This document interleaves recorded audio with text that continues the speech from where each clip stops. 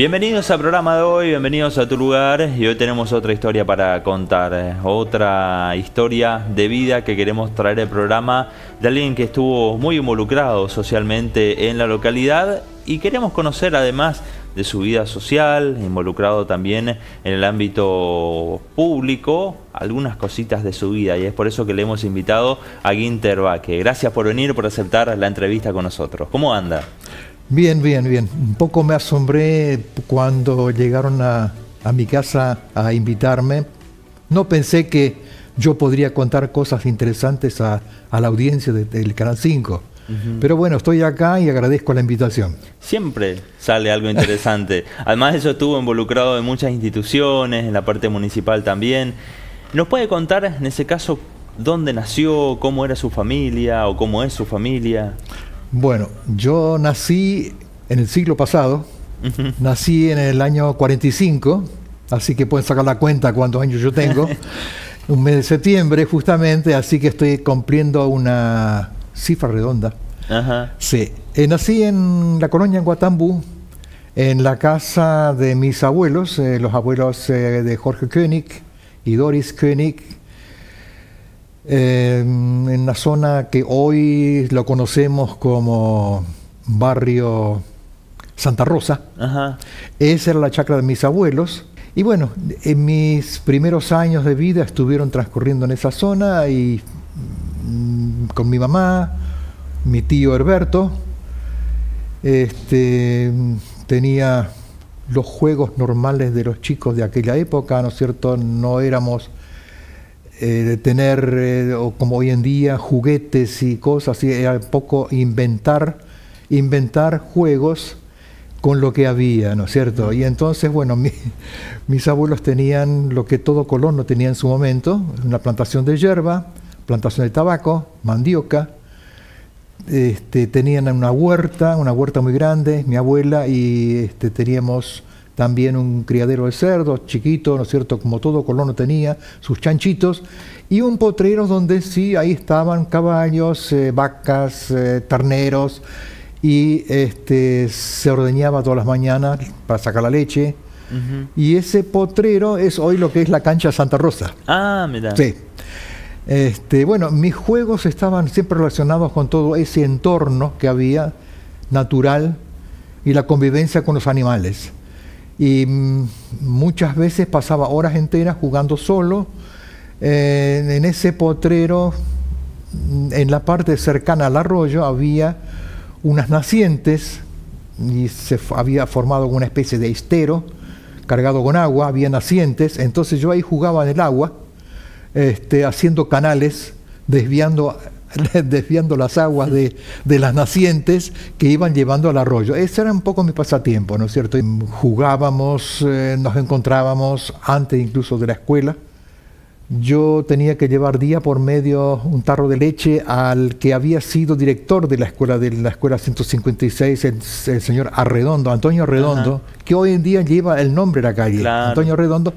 Él vivía con su señora y su hijo, Antoñito, vivían en una casa que todavía está parada, que tiene una galería muy grande alrededor de la casa, cercana a la fábrica de bloques de hormigón de Bale. Ajá. Estuve viviendo como expliqué al principio, con mi mamá, mi tío, mis abuelos, más o menos mi mamá se fue a trabajar a Buenos Aires como empleada doméstica en una familia inglesa de Olivos. Y bueno, yo me quedé, por un tiempo me quedé sin la mamá. Ella en Buenos Aires trabajando, ella conoció al que fue después mi padre del corazón, don Guillermo Schitz. Y ellos dos me buscaron, yo tenía más o menos 3 años y medio, me llevaron a Buenos Aires. Bueno, en Buenos Aires el domicilio que teníamos era por la actividad que tenía mi papá, que a partir de era mi papá, claro, en esa época, ¿no es cierto? Sí. Ya porque fue mi papá para siempre, porque sí, fue él el que, digamos, me sostuvo, me educó, me formó durante toda la vida, y bueno, si soy lo que soy es porque él tuvo muchas cosas que ver. Su actividad estaba relacionada con la Facultad de Agronomía en Buenos Aires. Él era encargado de la sección granja de animales grandes, y la vivienda donde estábamos estaba dentro de la facultad. Es muy conocida por agronomía. Hay un gran parque en la entrada y nosotros vivíamos en primer término sobre un sector que después fue por el gobierno anexado y se formó el Grupo Comunicaciones y nos mudaron a otro sector. En ese sector estábamos rodeados ya de la zona de los tambos. Ahí la facultad tenía vacunos de la raza holando-argentino, había un criadero de caballos, de ovejas, de cabras, y ahí yo estaba rodeado de todas estas cosas, claro, dentro de la ciudad de Buenos Aires. Era como una doble vida, digamos así, porque diariamente yo vivía en el campo, pero cuando iba a la escuela salía a la ciudad. Claro. ¿No?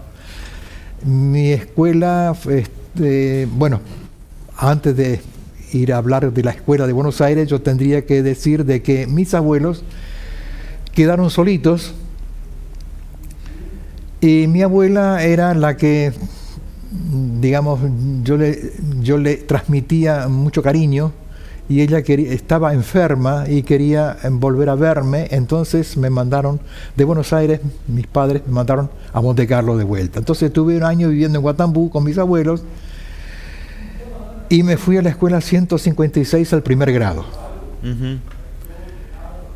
Y bueno, ahí formé todo un núcleo de amigos. En ese año, bueno, yo hice primer grado, volví a Buenos Aires y empecé en esa escuela que yo decía que estaba de la Facultad de Agronomía hacia la ciudad, sobre la calle Nogoyá, a 200 metros de la avenida. Era una escuela que hasta el cuarto grado era mixto, y de quinto y sexto era solamente para varones. Yo terminé la escuela primaria con sexto grado. Tuve los últimos 2 grados unos excelentes maestros que los tengo en el recuerdo.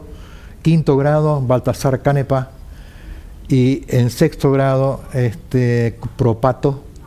Eran esos maestros que uno dice con mayúscula, que uno los recuerda después toda la vida, y me han dejado enseñanzas que no las olvidé nunca. Cuando uno es chico, uno sueña con qué voy a hacer cuando sea grande. Claro. Y entonces yo quería ser fotógrafo. No sé cómo se me ocurrió. Mis padres eran amigos de un matrimonio, el matrimonio Pöblein, que tenían una casa de fotografía sobre la calle Bolívar, al 220, óptica y foto Bolívar, a 2 cuadras de la Plaza de Mayo, y ellos hablaron con ellos a ver si yo no tenía posibilidad de aprender algo. Claro. Sí, me dijeron, ellos no tenían hijos. Entonces, sí.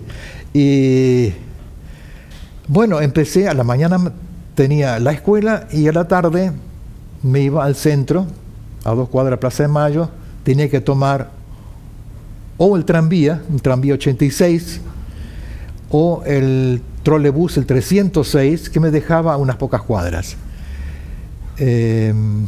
Trabajaba de tarde, estaba permitido en esa época que los menores podían, como una especie de enseñanza, de práctica, podían claro, aprender un oficio. Y ahí yo vi cómo se revelaban las fotos en los cuartos oscuros, cómo se los bañaba en los distintos procesos químicos, y el lavado, el planchado, el recorte, y después armar los sobres de cada uno de los clientes.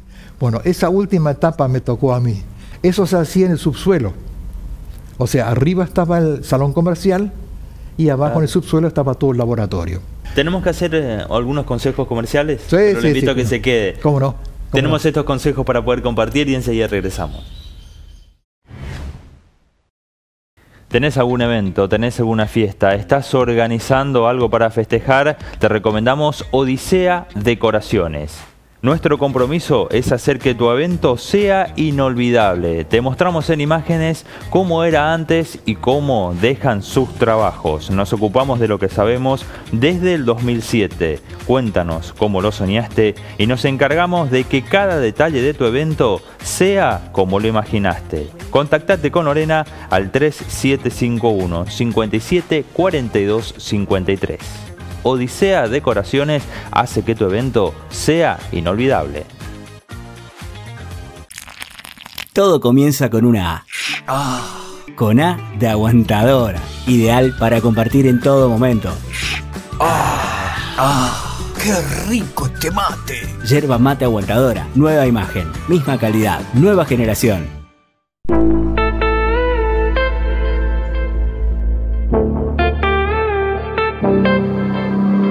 Passing every red light, I know I'm in over my head, a rebel and I don't hide. Remember all the words that you said. Even if the love was hurting, I'll be yours. El Honorable Consejo Deliberante de Montecarlo está al servicio de la comunidad, trabajando de manera permanente para garantizar tus derechos y atender necesidades de los vecinos. ¿Necesitas asesoramiento? Contamos con la Oficina de Defensa del Consumidor, donde podrás recibir orientación y soporte en caso de reclamos o disputas con empresas o servicios. ¿Buscas información jurídica? Nuestro digesto jurídico está a tu disposición, ofreciéndote acceso a ordenanzas vigentes y herramientas para resolver tus consultas. Horario de atención. Lunes a viernes de 7 a 12 horas. Y si tenés algún inconveniente con tu vehículo o querés realizar la mantención, te recomendamos un taller mecánico. Diagnosticar de Federico Stob, que realizan un trabajo garantizado, servicios de mantenimiento automotriz, cambios de correas de distribución, además cambios de frenos, cambios de embrague, limpieza de inyectores a motores a nafta, con la posibilidad de hacer el diagnóstico de fallas con sistemas actualizados. Además, a partir de ahora también ventas de lubricantes, diferentes tipos de aceites, filtros para automóviles. Diagnosticar de Federico Stob, te puedes contactar al 3751 58 73 43. ¿Sabías que las denuncias anónimas son totalmente secretas? A través de la página de la Policía de Misiones, podés denunciar lugares de ventas de drogas. No se piden datos personales, nadie podrá identificar desde dónde se hace la denuncia. Los datos informados no se comunican a las comisarías locales y nadie sabrá quién denuncia. Juntos, podemos cuidar a nuestra sociedad ante el avance de las drogas. Recordá, si sabes algo, lo podés denunciar de manera secreta a través de internet en la página de la Policía de Misiones. Estamos trabajando unidos por la comunidad. Honorable Consejo Deliberante y Municipalidad de El Alcázar.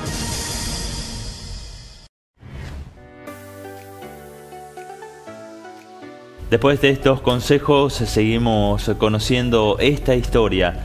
Nos contaba recién de que estuvo trabajando en un lugar donde se revelaban las fotos. ¿Pero con qué edad estaba trabajando ahí? Yo tenía 10 años, era el año 1955. Era una época un poco complicada en la vida general de Buenos Aires y creo que en el país también.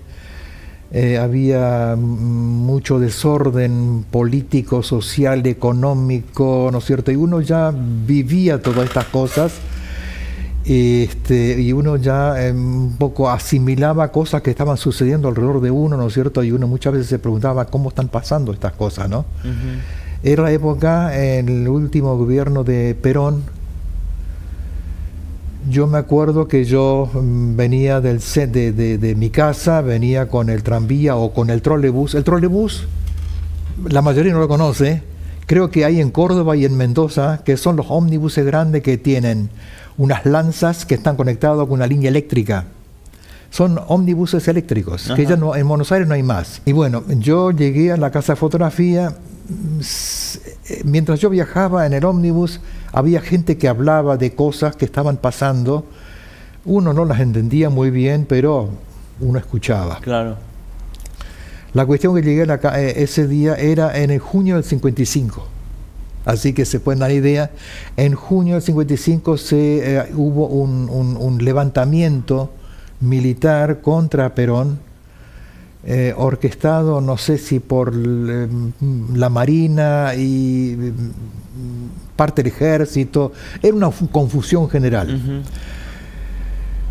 La cuestión que lo querían sacar a Perón. Y nosotros estábamos en subsuelo, yo tenía colegas trabajando, gente mayor, yo era un chiquitín. Claro. Empezamos a escuchar temblores, sacudidas, y eran aviones de la Fuerza Aérea que estaban bombardeando Plaza de Mayo.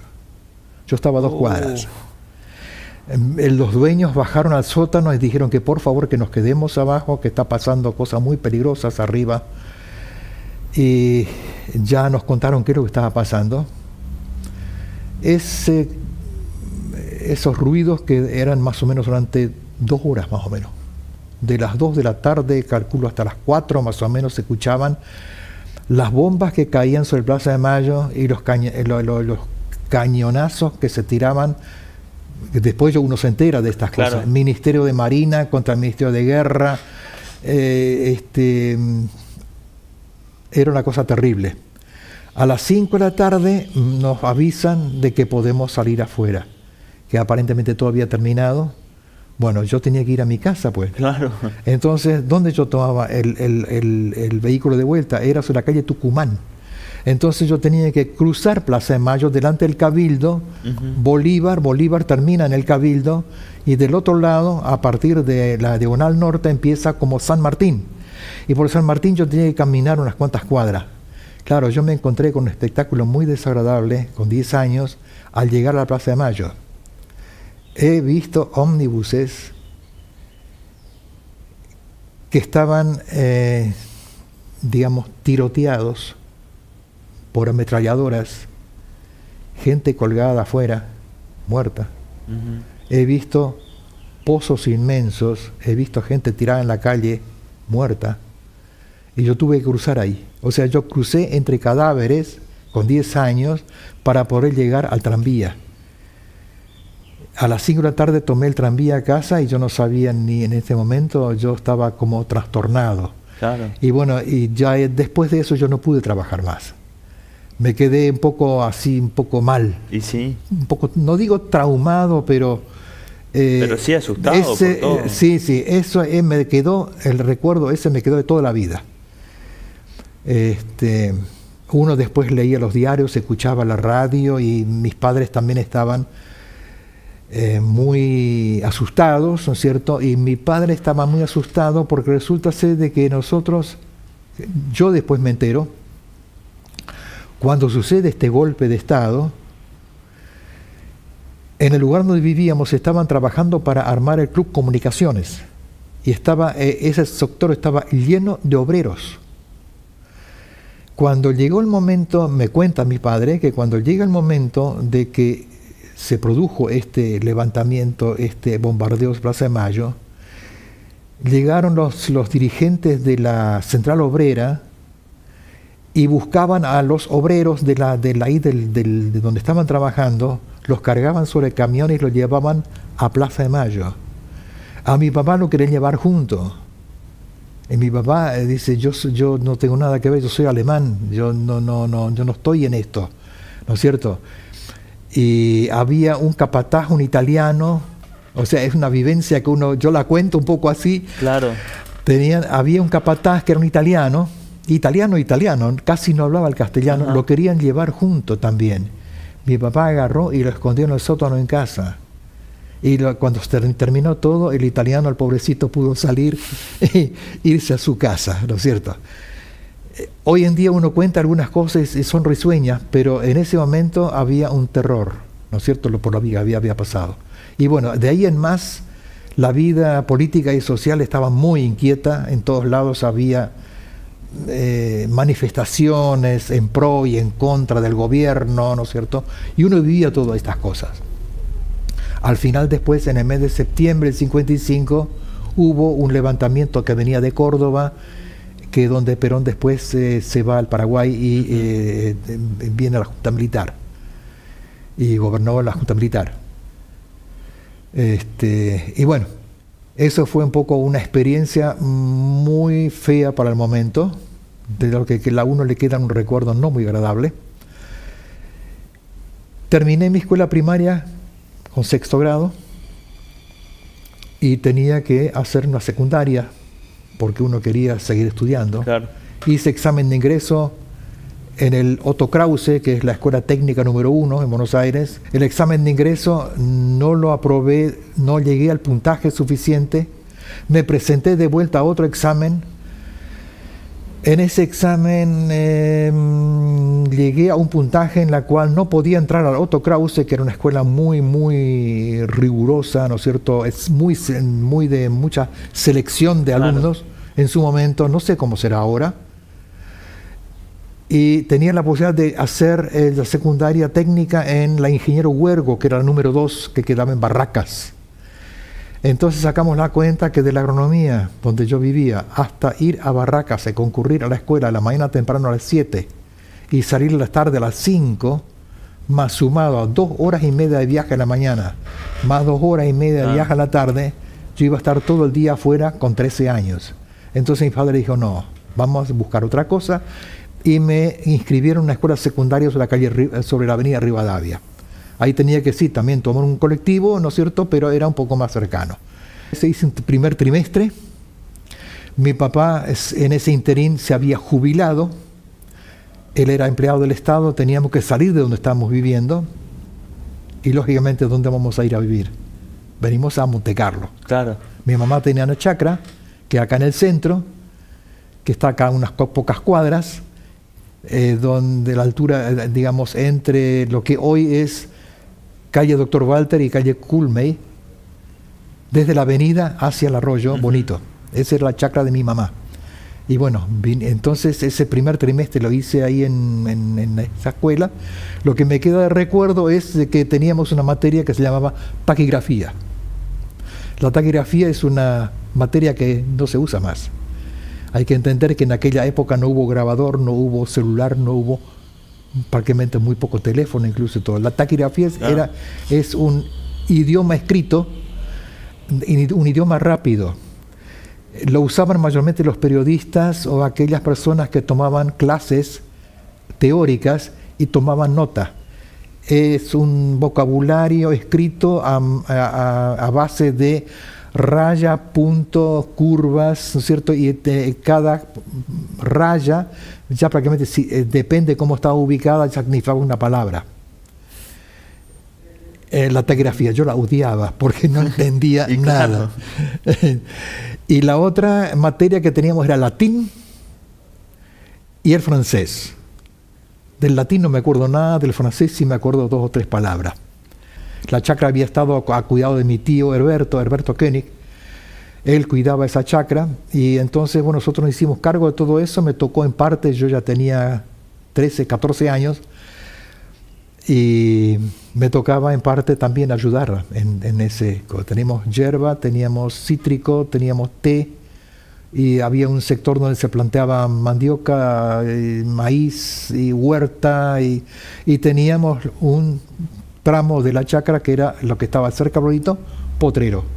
Y ahí mi papá crió unas 4 o 5 vacas que ordeñábamos y yo empecé a ir a la escuela normal. Tengo que hacer unos consejos publicitarios. Le invito a que se quede, compartimos estos consejos y volvemos.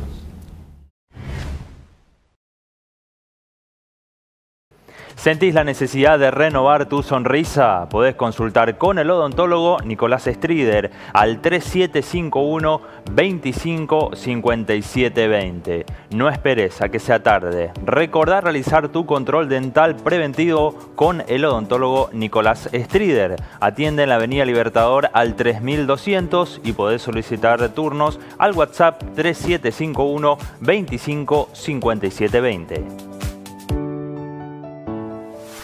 ¿Sabías que ahora podés denunciar de manera anónima la venta de droga en tu barrio? Sí, Ahora, con total reserva de tu identidad, podés acompañar a la Policía de Misiones en la lucha contra esta problemática social. Busca la página de la Policía de Misiones. Selecciona denuncias anónimas. Completa los casilleros con nombre o apodo del posible vendedor. Localidad donde se vende. Breve descripción de lo que querés denunciar. Indica la ubicación en el mapa. Para finalizar, selecciona denunciar. Es un mensaje del Honorable Consejo Deliberante y la Municipalidad de El Alcázar. ¿Estás pensando en construir? ¿Querés hacer alguna reforma? Carolina Brito, arquitecta, trabaja siempre para buscar el mejor servicio. Planos municipales, cómputos de materiales, direcciones de obra, interiorismo, asesoramiento y relevamiento. Ella está sobre la Avenida Libertador al 30.050 y te puedes contactar al 3751 400022. Carolina Brito, arquitecta. Sus trabajos son garantizados. Estudio Contable, Oliveira y Oliveira. Amplia trayectoria en el mercado laboral. Contadora y licenciada en Administración, Graciela Oliveira, matrícula número 1912, brindando calidad en la prestación de servicios de asesoramiento contable, impositivo, laborales, liquidación de sueldos, auditorías. Estudio Contable, Oliveira y Oliveira. Ubicado en el lugar de siempre, calle Chile 111, esquina Vuelta de Obligado. Teléfonos 03751 480 307. Estudio Contable, Oliveira y Oliveira. Oliveira y Oliveira. ¿Tenés algún evento? ¿Tenés alguna fiesta? ¿Estás organizando algo para festejar? Te recomendamos Odisea Decoraciones. Nuestro compromiso es hacer que tu evento sea inolvidable. Te mostramos en imágenes cómo era antes y cómo dejan sus trabajos. Nos ocupamos de lo que sabemos desde el 2007. Cuéntanos cómo lo soñaste y nos encargamos de que cada detalle de tu evento sea como lo imaginaste. Contactate con Lorena al 3751 57 42 53. Odisea Decoraciones hace que tu evento sea inolvidable.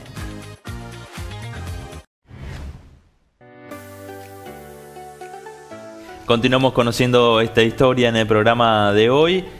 Fue muy fuerte el cambio de estar en estos momentos de la ciudad, de pasar por momentos muy difíciles, estos impactos de las bombas, de ver lamentablemente estas situaciones de personas fallecidas, de venir a Montecarlo a otra vida totalmente distinta. ¿La considera? No tanto, porque yo extrañaba Montecarlo. Viviendo en Buenos Aires, uno iba a la escuela, uno hacía todas las actividades. En un momento dado yo había recibido la visita de mi abuelo König, que regresaba a Alemania porque había quedado viudo, y me trajo un acordeón de regalo. Y nuestra casa en Buenos Aires era un poco la embajada de Montecarlo en Buenos Aires. O sea, en esa época muchas chicas, digo así, pues hoy son señoras grandes, claro, algunas ya han fallecido, buscaban trabajo cama adentro en Buenos Aires, con familias, y entonces de referente a quién tenían, era la familia Schitz, que estaba en la agronomía. Y entonces se comunicaban con nosotros a través de cartas, porque teléfono mayormente no se usaba, porque no había. Acá en Montecarlo no tenía teléfono. Y entonces venían a casa, y los fines de semana venían todos de visita, y mi casa se llenaba de montecarlenses. Y bueno, y ahí yo aprendí de oído con una persona que estaba viviendo en Buenos Aires, que ya está fallecida. Era el hermano del suegro de Guillermo Eicheler, un Müller, que era acordeonista. Y ese visitaba a casa, veníamos y hacíamos grandes farras y nos divertíamos y contábamos cosas, ¿no es cierto? Y él me enseñó así de oído a tocar el acordeón. Ese acordeón yo lo traje junto a Montecarlo. Y lo traje junto también a la escuela normal. Entonces, en nuestro curso, cuando teníamos alguna pequeña reunión, entonces quien estaba con el acordeón era Baque, que venía con el acordeón y ahí se cantaba. El acordeón lo perdí en una tormenta, ya después estando casado, lo perdí en una tormenta cuando se me techó parte de la casa y me lo mojó completamente el acordeón y se desarmó. Lo perdí. Yo tendría que contar algo todavía, un pequeño detalle de lo que yo viví estando en Buenos Aires de chiquito, es de lo que yo después fue mi oficio. Ajá. Nuestra familia era amiga de un matrimonio cuyo el hombre era un artista de la pintura. Tenía un atelier, Ernesto Zapf, un pintor alemán, radicado en Villa del Parque.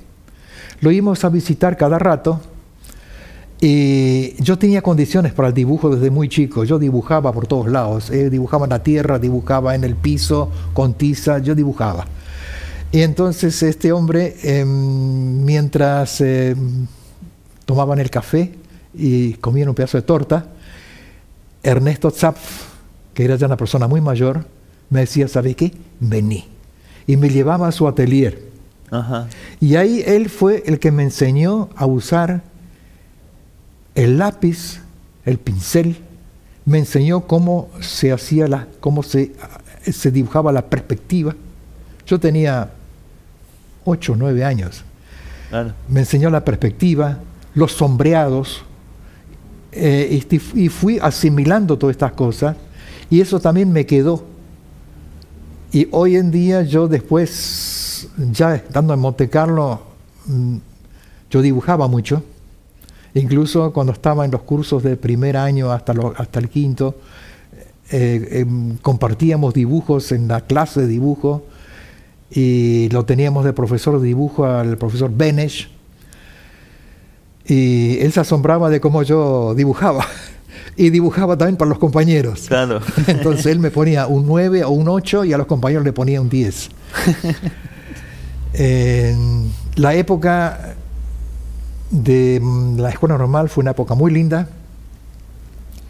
Fue la época cuando se empezó a trabajar con las carrozas. Ajá. Era la época del sumum de las carrozas, la competencia de las carrozas entre cursos. La escuela secundaria, la escuela normal era la única escuela secundaria acá. Claro. Monte Carlo, no había otra. Entonces la competencia era de curso con curso, ¿no es cierto? Y bueno, hicimos cosas muy lindas, tuve una juventud muy linda, tanto de época de estudiante como también en forma privada. En forma privada me relacioné con de la cual yo pertenecía, la Iglesia Evangélica en su momento, Iglesia Evangélica Alemana del Río de la Plata. Había un pastor que había venido a Alemania y con él teníamos un grupo de juvenil muy grande. De Erich Kliegel era el pastor, que estuvo varios años acá en Monte Carlo con su señora, y él armó un grupo, una enseñanza de baile.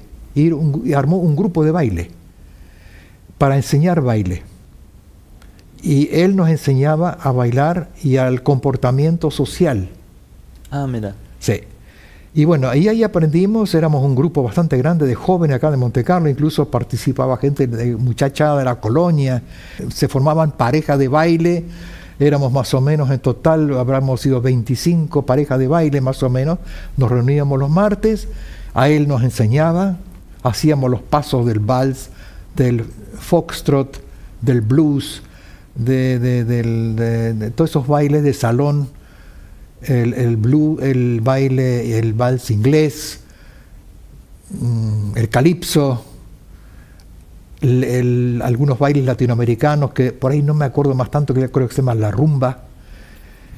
Y hacíamos a fin de año concursos de baile donde competíamos, entre parejas de baile competíamos, y había un jurado y salía un ganador. Tengo que contar de que, bueno, que terminé la escuela normal con quinto año, era la escuela normal vieja, donde los últimos 2 años, el cuarto y el quinto, ya hacíamos prácticas pedagógicas. teníamos por sorteo, teníamos que hacer prácticas tanto en la escuela 132, Escuela de Frontera, o en la escuela 254. La escuela normal funcionaba en el viejo edificio de la municipalidad. La municipalidad tenía una parte delantera y todo lo que lo rodeaba era escuela normal. Y después, quinto año, estaba acá sobre la Avenida Libertador, podríamos decir como referencia de la cooperativa agrícola, unos 150 metros más hacia el este. La casa era de Helmut Knott, que todavía está parada, está sobre la calle Libertador y Antártida, Argentina. Una casa de color amarillo, con un jardín grande. Ese era quinto año. Cuando estábamos en cuarto, estábamos en la municipalidad, y quinto ya lo hacíamos acá en este lugar donde yo decía. Cuarto practicábamos en la escuela de Frontera, y quinto practicábamos en la escuela 254. Y nos tocaban más o menos unas 6, 7 prácticas en el año a cada uno de los compañeros. Esas prácticas íbamos a la escuela con una clase preparada, nos criticaban los propios compañeros, nos criticaba la maestra de grado, nos criticaba el director de la escuela, que en ese momento era César Santiago. Antes de César Santiago estaba el director en la escuela normal, que ya prácticamente nadie se acuerda, el señor Ferro era el primer director de la escuela normal. Nos criticaban y nos daban nota. Criticaban en el sentido que volvíamos a la escuela, a nuestra escuela, y ahí se armaba una clase de crítica. Y eso teníamos que nosotros tener muy en cuenta para mejorarlo para nuestra próxima clase. Y teníamos que prepararlas muy en conciencia, porque teníamos que demostrar lo capaz que éramos nosotros de poder enseñar y demostrar que vamos a ser buenos maestros, ¿no? Bueno, nos recibimos con quinto año, me recibí, soy de la clase 65, algunos compañeros míos, Eugenio Schwiderke, Guillermo Eicheler, Rubén Sotelo, Gladys Britos, Jenny Muñoz, Eugenio Schwiderke, no sé si lo dije, Nora Bob, eran mis compañeros. Terminé la secundaria, yo ya tenía 19 años. Yo había entrado más tarde porque había fracasado las escuelas, los ingresos en la técnica en Buenos Aires. Entonces yo ya había hecho el llamado militar al distrito 40, donde teníamos que presentarnos, y esperando que después el llamado. Y yo esperaba el llamado para el servicio militar.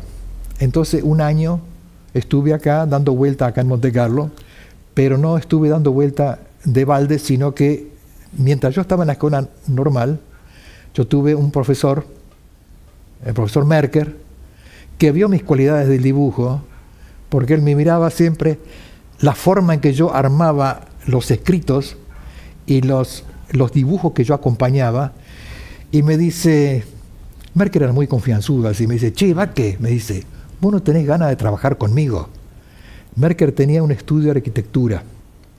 Merker había sido estudiante de arquitectura, no terminó su título, y se vino a radicar acá a Monte Carlo junto con otros profesores, el profesor Rosas, profesor Benesch, que venían de Entre Ríos, vinieron hasta acá a instalarse en Monte Carlo y empezaron a trabajar en la escuela normal. Tengo que hacer un consejo publicitario. Sí. Y ahí ya volvemos con bueno, la historia. Momento de compartir estos consejos y enseguida volvemos.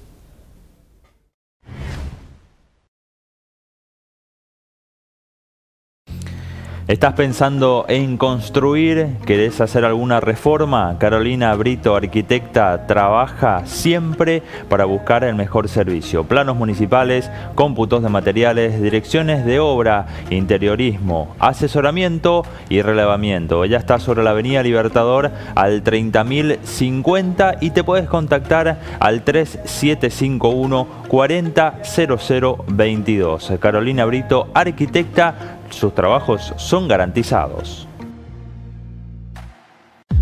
Estudio Contable, Oliveira y Oliveira. Amplia trayectoria en el mercado laboral.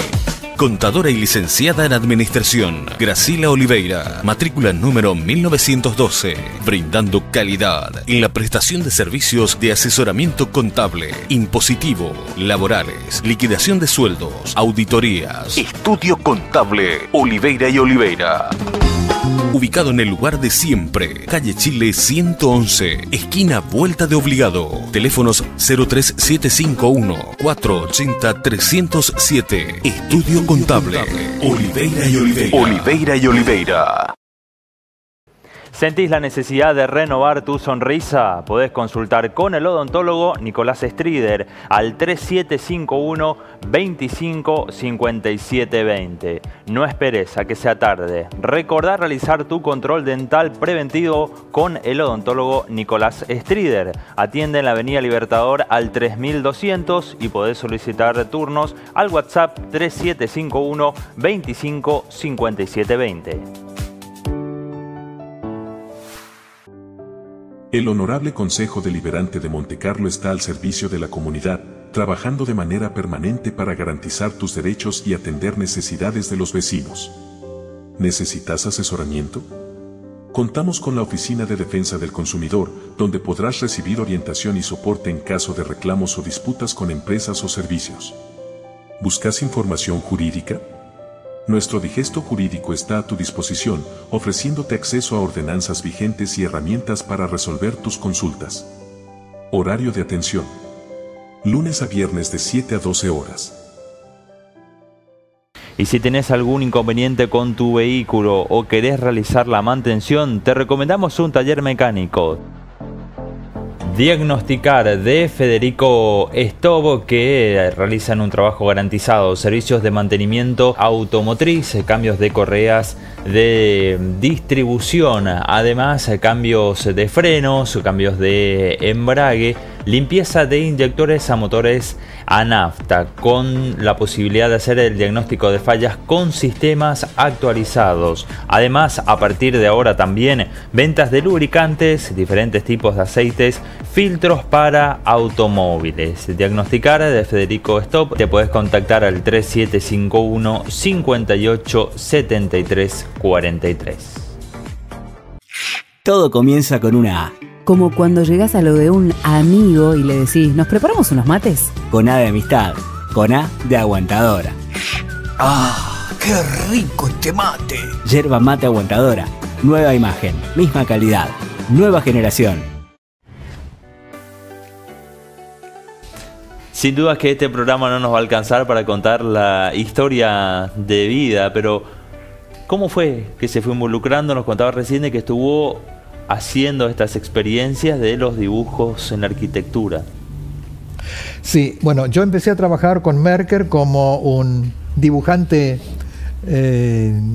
técnico, digamos así. Me fue enseñando los proyectos que él estaba elaborando. Él estaba trabajando con algunas viviendas acá de Montecarlo, algunos proyectos que le habían pedido. Bueno, me gustó muchísimo esa etapa en la cual aprendí un montón, y en los primeros 2 o 3 años yo trabajaba a lo que Merker me enseñaba, y lo que Merker me dibujaba yo lo pasaba en limpio, pero fue tan grande lo que yo asimilaba que ya después Merker me dejaba que yo trabaje solo. Entonces él me hacía los bosquejos de la idea que él tenía en mente sobre la vivienda del cliente X. Y me dicen, bueno, Maco, yo te lo dejo, vos elaborámelo.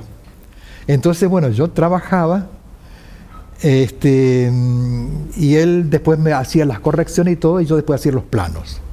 En esa época estaba radicado acá en Montecarlo un técnico constructor, Rubén Collado, y se hicieron muy amigos y trabajaron juntos. Y Rubén Collado había venido de Mendoza, de San Juan, y él elaboraba todo lo que era la parte de hormigón. Lógicamente yo ponía el interés también sobre estas cuestiones, ¿no es cierto? Del hormigón, del cálculo hormigón y todas esas cosas, y yo asimilaba esos conocimientos, y me sirvió un montón para después, cuando yo quedé prácticamente solo trabajando acá, había otro colega amigo mío, Ernesto Niederberger, con el cual compartimos así muchas veces, así de charlas, ¿no es cierto?, y de proyectos y cosas de Monte Carlo.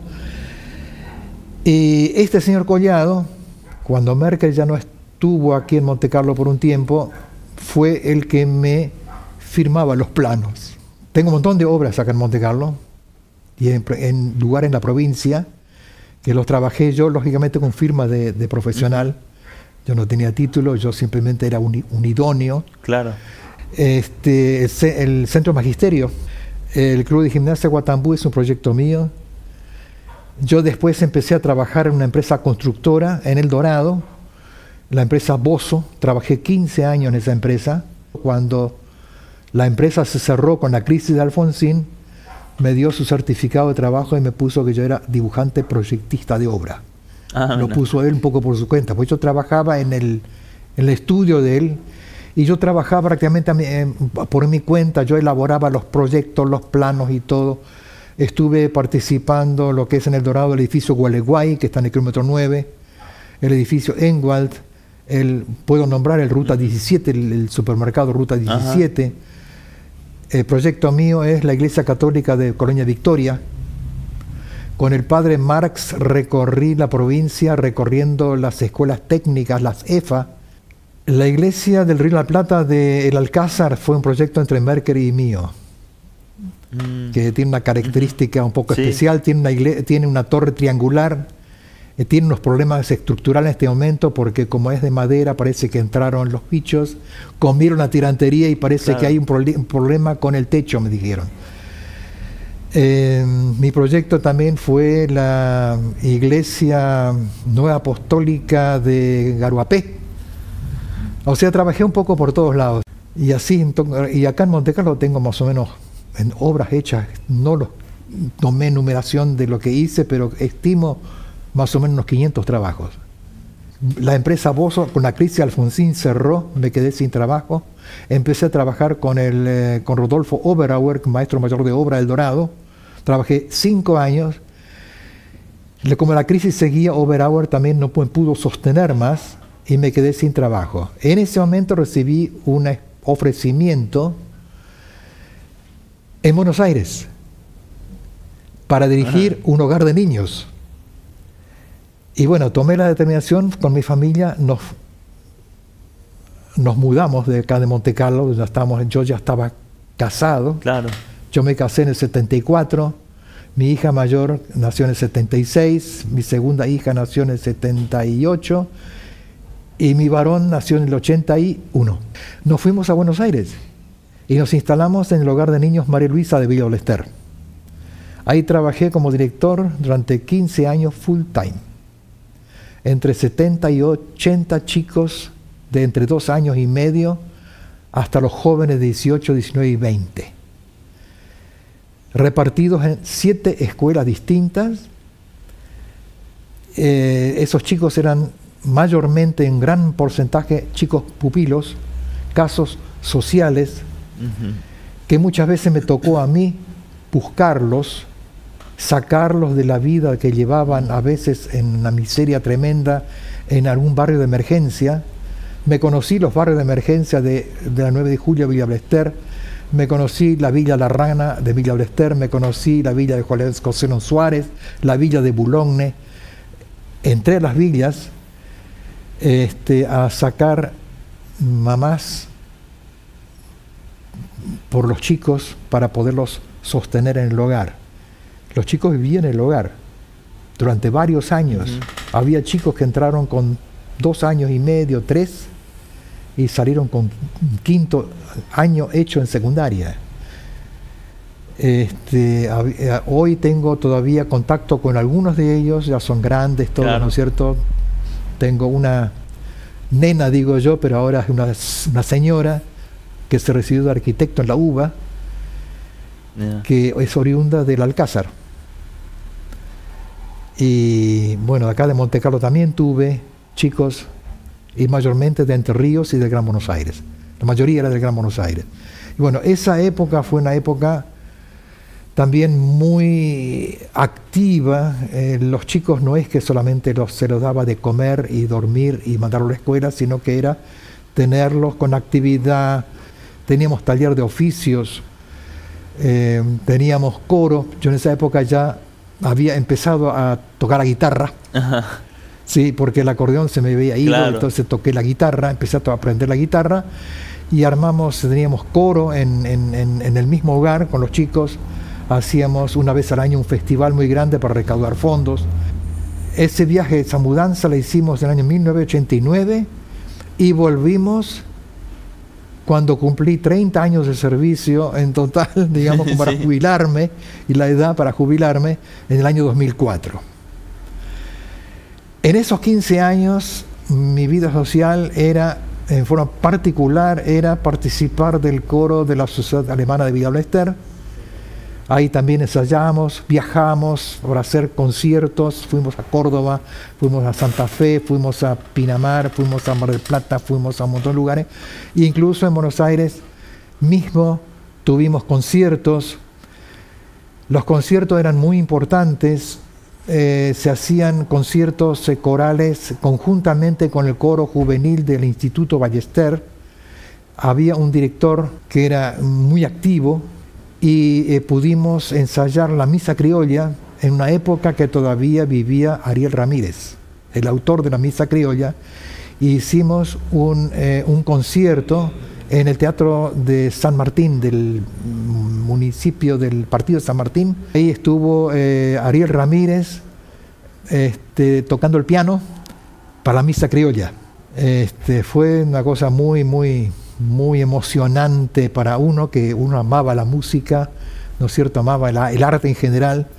Era muy emocionante, y más emocionante tenerlo al autor de la misa criolla, tenerlo junto a uno, ¿no es Claro. cierto? Tengo fotos guardadas donde él está sobre el escenario, él también disfrutando del momento, pues ya era bastante anciano. Y bueno, son cosas que uno vivió, ¿no es cierto? Claro. Volvimos en el Ajá. 2004, y en el 2004 era volver a reinsertarnos Claro. en la sociedad. Quedan muchas cosas para contar, ¿no es cierto? También estuve actuando un poco en política, ¿no es cierto? Un poco acá, un poco allá. Estuve, cuando era más joven, muy joven, estaba participando en el movimiento, el Partido Agrario Misionero, el PAM. Después estuve un tiempo en la Unión Cívica Radical. Después estuve en la Unión Vecinal. Y después en el 2004, cuando volví, estaba Elbos Mendy, estaba haciendo ya campañas políticas como para ver si la podíamos poner como candidata en el Partido del Encuentro. Bueno, me invitaron a participar y bueno, dije, me gusta la política, Claro. me gusta hacer algo por Monte Carlo. Me quedó en el tintero, lógicamente, toda la parte que yo había participado en la comisión directiva en Guatambú muchos años. Participé en la, digamos, cofundador de la promotora de turismo. Previamente a eso estuve de organizador de la Expo 70, del 50 de Monte Carlo. Después ya en la promotora hicimos Expo 77. Me tocó hacer la organización y el diagrama de toda la exposición. Es un trabajo muy arduo. Empezamos a trabajar en la promotora de turismo. Conseguimos comprar con dinero que era de la Expo 70, pudimos comprar tierras al señor Juan Fortich. Eso fue con dinero de Expo 77. La promotora ya estaba armada, y con la Expo 77, que fue también una exposición agroindustrial bastante grande, con ese dinero de fondo que recaudamos compramos un predio de Juan Fortich. Ese parque lo compramos con la idea de mantenerlo como él lo había soñado, Juan Fortich, un parque donde él quería algún día vivir, donde él quería algún día hacer su casa, y los años pasaron, se volvió viejito. Claro. Y ya no pudo hacer más eso. Eso fue un poco el origen de ese parque Juan Fortich. Yo estuve también 3 ejercicios, estuve de presidente también. Se armó la fiesta de la flor, después se armó la fiesta nacional de la orquídea. En fin, Hay muchas cosas para contar todavía, pero yo las estoy un poco resumiendo porque ya es un poco más el presente. Con el Bosmendi se armó un frente, que era el Frente del Reencuentro, se ganaron las elecciones y ella pensó para mí el cargo de director de Obras Públicas. Y bueno, estuve los 4 años un poco volcando mi aprendizaje de lo que yo sabía hacer en obras. En la empresa Bosso, donde yo había trabajado, yo trabajé mucho en lo que es la parte vial también. Puedo decir que en mi época de trabajo municipal, lo que pude hacer en obras públicas, donde participé, fue, se hicieron los cordones cunetas del barrio Las Flores, en el barrio Pablo Franque, todo el cordón cuneta completo. Se hizo la Casa de la Cultura del Bicentenario, la terminal ómnibus nueva, un puente de hormigón en línea aterrada sobre el arroyo Aterrada. Se hizo sobre el arroyo Caraguatay en Guatambú, se hizo también un puente de hormigón, el puente está cercano a lo que era antes el aserradero Bob. Cosas que uno recuerda rápidamente así, ¿no es cierto? Eso fue mi actividad política, podría decir. Después de eso, bueno, ya me retiré un poco y ahora estoy dedicándome un poco más a la vida de familia, que era hora ya que me dediqué un poco a la familia. Mis hijos ya todos grandes. Tengo mi hija mayor que trabaja de docente en la escuela Culmey. Tengo mi segunda hija, está viviendo en Alemania desde que terminó la secundaria en Buenos Aires. Se radicó en Alemania y está trabajando hoy en un ente oficial de nuestro país, en Frankfurt. Y mi varón es cuentapropista, es un carnicero. Él hizo un curso en Buenos Aires de chef en una escuela de gastronomía en San Martín. Y bueno, trabajó un tiempo acá en lo que era el matadero de MC Carnes, y después ahora cuentapropista, tiene un negocio de carnicería con la calle Brasil. Y bueno, lo que hacemos ahora, comparto mucho con mi señora, hacemos un poco de deporte, estamos en Guatambú, que fue siempre mi segunda casa. Estamos haciendo bowling, hacemos caminatas, visitamos amigos, trabajo en casa, trabajo de jardinería. Claro, y sí, volver a la casa. Mirando cómo Montecarlo va progresando, ¿no es cierto? Va cambiando. Vemos la avenida que está hermosa y bueno, me gusta que la gente tenga de golpe una visión un poco más abierta, de hacer cosas distintas, ¿no es cierto? Estoy esperando ahora que ojalá la fiesta de la flor tenga éxito ahora en octubre. Y bueno, son cosas que uno va viviendo ya un poco más de lejos, ¿no es cierto? Claro, pero no con eso uno quiere decir que uno no se involucre, ¿no? Claro. Siempre uno está metido en una cosa, está metido en otra cosa. A veces me piden consulta, pero como ya estamos más viejitos, ya las consultas son cada vez menos. Ya hay otras generaciones que vienen y están trabajando y me parece perfecto, ¿no? Te agradecemos mucho por haber venido a contarnos tu historia. No, para mí ha sido un placer. Yo ya había dicho antes que empezara la audición que tengo muchísimas cosas para contar, porque mi vida ha sido muy intensa. He dejado en el tintero un montón de cosas. Con mi familia hemos hecho muchas cosas, hemos hecho viajes de los cuales no conté nada porque bueno, el tiempo es cortito, pero estoy satisfecho con lo que pude contar y estoy agradecido por lo que me han invitado para este programa. Bien, gracias. Sí. Gracias por haber venido. Hasta acá llegamos al programa de hoy, conociendo esta historia en tu lugar. Nos encontramos en la próxima semana.